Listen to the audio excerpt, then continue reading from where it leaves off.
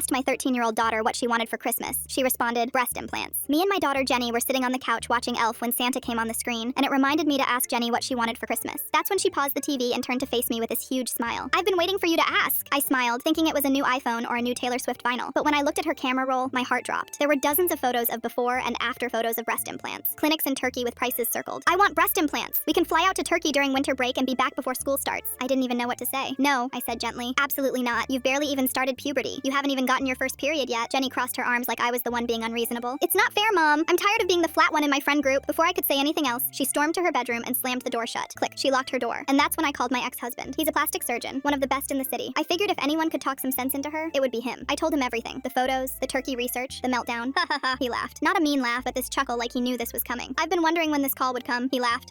What do you mean? Just don't take her to Turkey, he interrupted. Bring her to my clinic. I knew getting chest implants under 18 was illegal in the US, so I knew he wasn't planning on actually giving her the procedure she wanted. Why? I asked, sort of amused. I could practically hear him smile through the phone. Just trust me. And that's how, 2 days later, I told my daughter we were going to see her dad at the plastic surgery clinic. Her whole face lit up. Thank you, thank you, thank you, she practically shouted at the top of her lungs. She thought I'd changed my mind. She spent the entire car ride replaying the song, My Milkshake Brings All the Boys to the Yard, and staring at herself in the mirror. As soon as we got to the clinic, my ex-husband greeted us in his white coat. If I didn't know any better, I would have thought he was actually ready to give her surgery. When we sat down, he asked, what do you want done? She launched into her whole pitch about wanting to go from an A cup to a C cup, and I watched my ex-husband listen without interrupting. His face gave nothing away. When she finished, she lay down on the surgery bed like she was ready for him to start operating right then and there. But he just leaned back in his chair and said, I want to show you something, but it might be hard to look at. Jenny nodded eagerly, probably expecting more before and after photos of what she'd look like when the procedure was finished. Instead, he showed her a folder, labeled Complications Under 18. The first photo was a girl, maybe 16, with severe scar tissue around the entire front side of her body. Her implants had hardened into these painful-looking lumps that distorted her entire chest. The second was an infection so bad the implants had to be completely removed, leaving behind scarring that looked permanent. My daughter's smile was gone. She'd gone completely pale with shock, but he wasn't done. He pulled up another file. He said, here's what I don't show most people. He pulled up photos of himself from 10 years ago. This was me at a conference in Turkey. I was one of the doctors performing these procedures on teenagers. I was making incredible money. Then he showed us another photo, a teenage girl with a bright smile. This was my niece. She was 14 when she begged me for breast implants, and because I was doing it for everyone else's kids, I said yes. The next photo showed the same girl, but her chest was uneven and lumpy. Jenny gasped. She developed hard lumps of scar tissue. We tried everything. Steroids, dissolvents, surgical removal. Nothing worked. She's 23 now and still has them. She never wears t-shirts anymore. My daughter burst into tears. Not the angry tears from 2 nights ago. These were different. She was actually processing what she'd just seen. She couldn't stop staring at that last photo. The drive home was silent for the first 10 minutes. When she finally broke it, she said, I think I just want an iPhone 17 for Christmas. I laughed. I'll get you the Pro.